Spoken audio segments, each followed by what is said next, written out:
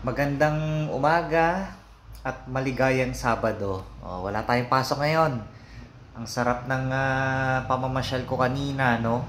Isinabay ko na yung pasyal namin nung pamilya ko. Lakad kami dito sa park lang, yung sa nakaraang video. Tapos, konting kape, diba? Pasyal. Tapos ngayon, ito, nakalinis na kami. At saka medyo mainit yung panahon, unlike before, ng mga nakaraang buwan, winter, kaya jacket all the way, jogging pants. Ngayon, nakakapag-t-shirt na lang ako, di ba? So, okay naman. Tingnan nyo yung ngayon, yung panahon, pakita ko sa inyo, ha? Dyan, di ba? So, maganda ang ating klima ngayong araw. Hindi ganun kalamig, hindi rin naman sobrang init. Saktuhan lang.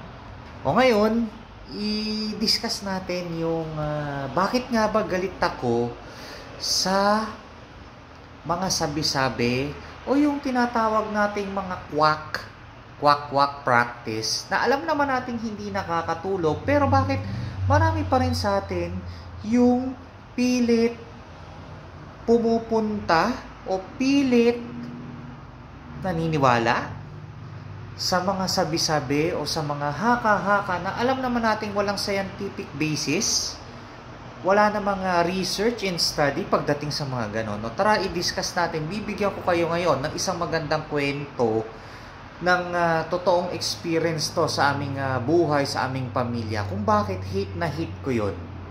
Tara, pag-usapan natin, kwentuhan na. Disclaimer, no, hindi po ako isang doktor, no, o medical practitioner. Pag-uulit ko ulit, isa po akong pasyente rin na may problema sa thyroid. Ngayon, bago ko umpisahan yung kwento, nire-respeto ko naman kung ano yung opinion o paniniwala ng ating mga kababayan, lalo na pagdating sa mga quack practice, quack paniniwala. Well, wala akong magagawa doon, part yun ng kultura natin. Panahon pa ng Kastila, ng Hapon, ng Amerikano. Alam ko namang yun yung naging kaugalian noon, no? So ngayon, bigyan natin ng diin, bigyan natin ng isang makatotohanang example kung bakit hate na hate ko yan. Ganito, no? Maraming nagsasabi sa atin, lalo na sa problema sa thyroid, sasabihin, uminom ka ng mainit na balat ng ganito, balat ng kahoy, balat ng ganito para sa thyroid. Kung yun yung paniniwala mo, sige, nire-respeto natin yan. Pero syempre, science-based tayo, no? Ngayon, paano ko nasabing science-based? Titingnan ni doktor, ni endo, yung lab test natin. Ngayon, pag tiningnan niya yun, sasabihin ni doc, hyperthyroid ka o kaya hypothyroid ka naman. O kaya pag nakapa niya or tiningnan natin sa isang tawag dito ultrasound na meron kang bukol o yung tinatawag nating nodule, doon natin na-determine kung gaano nga ba kalala o kalaki yung problema ni thyroid at ano yung gagamitin nating management para dito. Okay, so ganun yung scientific science-based yun, no? So ibig sabihin meron tayong ebidensya, meron po tayong gagawin, no? Kung kailangan kang iray, kailangan kang operahan o yung tinatawag nating thyroidectomy, no? Yun, mag-undergo ka nun. Ngayon, naintindihan ko naman, yung iba nating kababayan, sinasabi nila, uminom ka ng ganito, magtapal ka ng dahon sa ganito, gagaling ka. Well, sana nga, no? Pero syempre, wala pa naman tayong ganun katinding research o pag-aaral. Ngayon, umpisahan natin yung kwento ko. Okay, way back 1980s, hindi pa nga ako pinapanganak noon, 1988 ako pinanganak eh. May pinsan ako na mas matanda sa akin siguro ng 6 hanggang 7 taon, no? Okay, sa madaling salita, grade 1 na siya, nag-aaral siya, no? Nag-aaral na siya sa public school sa amin, sa probinsya. Ngayon, dumating yung oras na na-aksidente siya. So, paano yung aksidente niya? Ang kwento niya sa akin, pati nung tsuhin-tsahin ko, yung pinsan ko daw na yon, aksidenteng natulak ng kaklasmate Nung natulak siya, nabagok. Tumama yung ulo sa simento, sa lupa. Ngayon, yun yung tinatawag nating concussion o yung pagkabagok. Ngayon, ang nangyari ganito, nabagok siya. Medyo malakas. Ang nangyari doon sa pinsan ko, nanginig, nanigas yung katawan, nanginig. Kung, ang perfect example nun yung kung napanood nyo yung laban ni Donaire at saka ni Fernando Montiel, nung tinamaan si Montiel ng suntok ni Donaire, bumagsak siya sa canvas, nanginig, no? Well, that is concussion, nabagok siya. Ngayon, yung pinsan ko ganun din. Well, pwede kang mamatay dito sa sa pagkabagok, no? Yung pinsan ko ngayon, nung tumigil na yung kanyang paninigas ng katawan, panginginig, dali-dali siyang itinakbo sa ospital ng kanyang teacher at mga kaklase.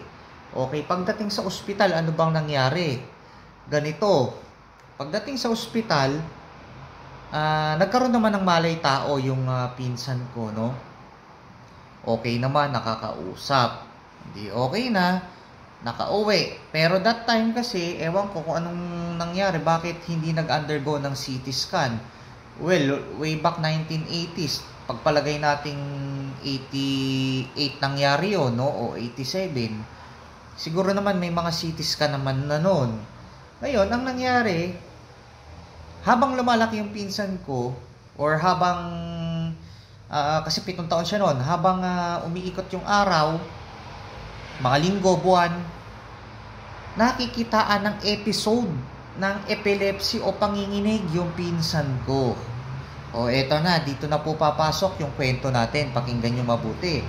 Yung pinsan ko na may panginginig na yon, considered na yon as epilepsy. Kahit kanina naman natin itanong, nanginginig, may mga episode na.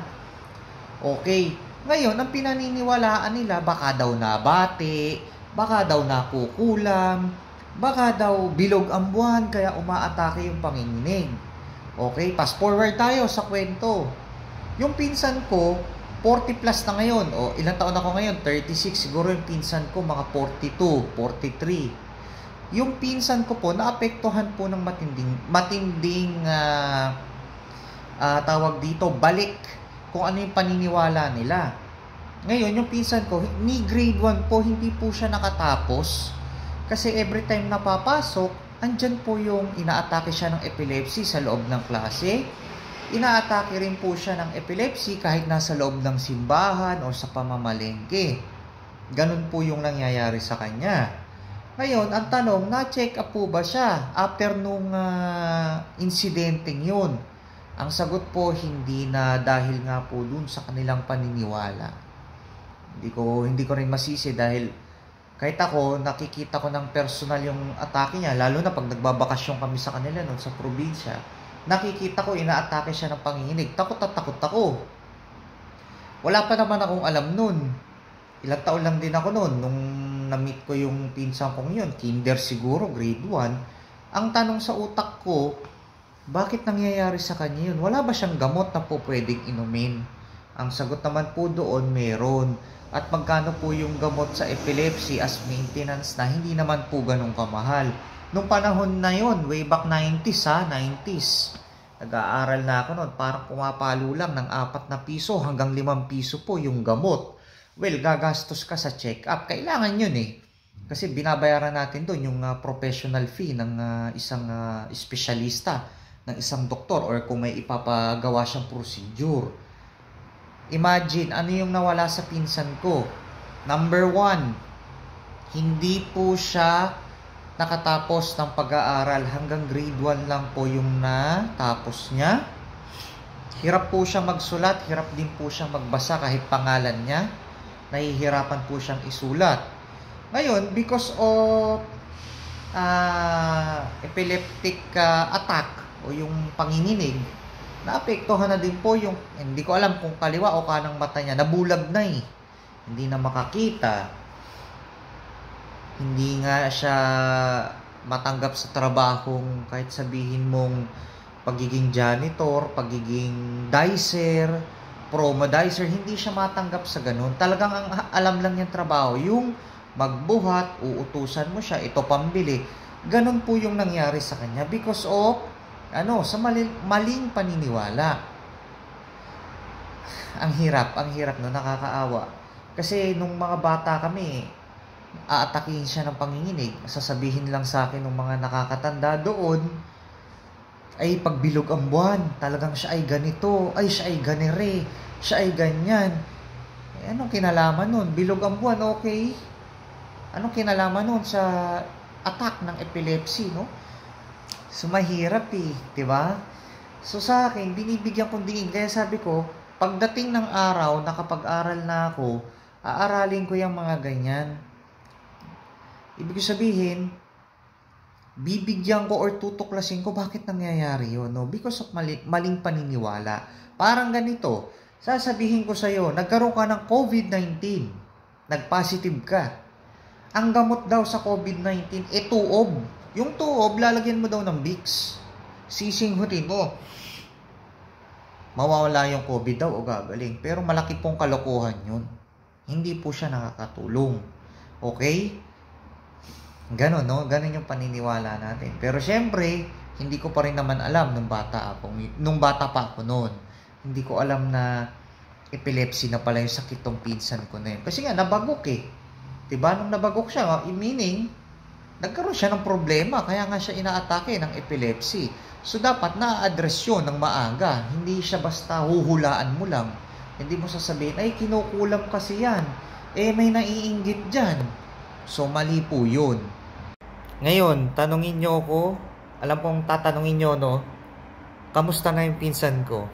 Ayun po, 42, 43 years old na po siya. Wala po siyang pamilya. Hindi po siya nakapagpamilya. Hirap po siya sa pamumuhay. Kasi, syempre, aminin naman natin, pag hindi ka marunong magbasa, magsulat, may mga pagkakataon, hindi naman lagi, na sinong tatanggap sa'yo ng trabaho? Isa na rin po siya talagang PWD, no? So, syempre kami bilang kamag-anak niya, hindi naman namin siya pinababayaan, no? Andun naman yung support namin sa kanya. Andiyan naman yung iniintindi pa rin namin siya, no? O, kamusta ka na? O, iinumin mo yung mga maintenance mo, no? Dahil sa simpleng ganun lang. O, ganito, nagkaroon ka ng problem sa atay, nagkaroon ka ng problem sa katawan, sasabihin ko sa'yo, tapalan mo ng dahon ng ganito, dahon ng ganyan, makikinig ka? Siyempre, hindi. Kung nagpa-check up ka, gumastos ka ng 1,000 pesos, ng 500 pesos, sagad na natin, 2,000 pesos kasama gamot. In less than a month, okay ka na, magaling ka na. See? Ganun lang yun. Parang bibigyan ka ni doktor ng maintenance para sa high blood, para sa diabetes. Ayaw mong inumin. Di good luck. O, diba? Ganun yung mangyayari. Kaya please, wag na kayong makipagtalo. Wag na yung, ako uminom ng ganito, uminom ako ng balat ng ganyan, inilaga ko. Okay, walang kumukontra sa'yo. Pero, yan ba nakapagpagaling? May ebidensya ba yung nakapagpagaling? Di ba wala? Di ba? So, ganun lang yun. Okay? O, parang ganito, sasabihin ko sa'yo, check upin kita. Tatanungin mo ko bakit? Ano bang qualification mo? Teacher ako. Papayag ka? O di syempre hindi. Hindi naman ako doktor eh. 'Di ba? So ganun lang po 'yun. Ganun lang kasimple. Kaya huwag na kayong makipagtalo. Alam ko naman minsan talaga namang dumadating yung gipit or kapos kung ano mang pinagdadaanan natin.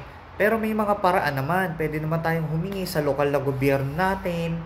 O pwede naman tayong pumunta sa mga public hospital, no? Pwede naman tayong pumila. May ganung pagkakataon talaga. Kung mahal natin yung mga sarili natin, uunahin po natin yung health natin. Lalo na kung may umaasa sa ating mga anak.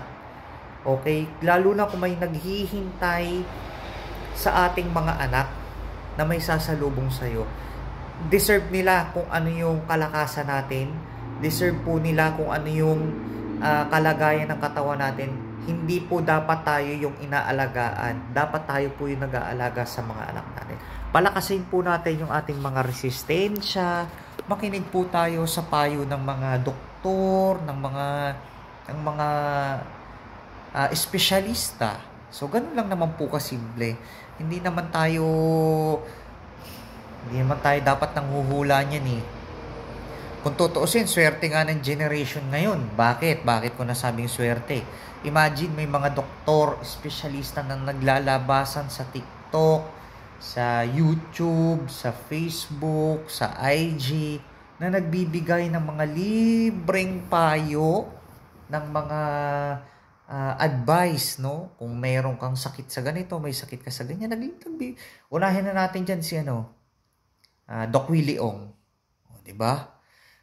Imagine, internist yun, cardiologist, no? Nagbibigay siya ng mga payo sa ating kalusugan, no? Huwag na nating kontrahin. Kayo naman, tama naman yung sinasabi niya. Oh, I'm sure marami sa atin sinubukan yun, no? Sasabihin ba ni doktor na, sige, lagi kang kakain ng matataba, lagi kang magiinom, lagi kang maninigarilyo. Well, common sense. Alam naman natin kung ano yung tama sa mali. Okay? So, ayun lang. Napag-usapan natin ngayon, no? Ngayong umaga, yung mga ganyan, yung mga haka-haka, yung mga quack practice. Wag na nating anuhin yun. Wag na nating intindihin yun. Sa totoo lang, okay? Hindi ako nagagalit sa kanila. Nagagalit ako, alam nyo kung saan. Alam naman natin na mali, bakit natin pinaniniwalaan? Well, actually, kaya ako ginawa rin tong video na to, no? Para makapagbigay din ng awareness. Kasi marami sa atin, no, na mas pipiliing mapahamak kaysa sa bumili ng gamot. Kaysa sa bumili ng, alam natin, hindi naman ganun kamahal yung gamot. Mas pipiliin yun eh. Imposible kasi na pagalingin tayo nung ganun. Kung kakain ka ng masustansya, yun dapat. Okay? Kung kakain ka ng tama, hindi ng sobra-sobra, aalisin mo yung pag-inom ng alak, paninigarilyo, isama na natin yung, ano ba yun? Yung vape. Kung aalisin natin yun, mas okay pa. Mag-i-exercise ka sa labas, bibigyan mo yung katawan mo ng activity, mas maganda pa eh. Hindi yung hindi yung paniniwalaan nating sabi-sabi, sasabihin sa'yo, tapal. Ano yun? Di ba? Again, paglilinaw, nire-respeto ko yung paniniwalang yun, ha? Pero, pasensya na, sa may ebidensya ako, sa may pruweba, at yon ang aking opinion, paniniwala, ha? Sa siyensya po ako at sa panalangin. Okay? Kaya nga tayo binigyan ng Diyos ng katalinuhan, ng kaalaman para gamitin yon sa research, sa mga study na yan at makatulong sa nakakarami, ha? Okay? Marami pa tayong pagdadaanan. Mahalin natin yung mga sarili natin. Alam ko namang naiintindihan niyo yun. Okay? So, paano? Sana nakatulong yung video na to, no? At sana hindi kayo magalit. Tawag dito, yun yung yung opinion ko, no? Pero, bawat opinion natin, no, nire-respeto naman natin. So, sana nakatulong tong video ko, no? At, huwag makakalimot magdasal, ha? Gagaling din po tayo, ma-overcome din natin kung ano yung mga problema nating pinagdadaanan ngayon. Okay, hanggang sa muling video, maraming salamat po sa panonood. Mabuhay po at God bless.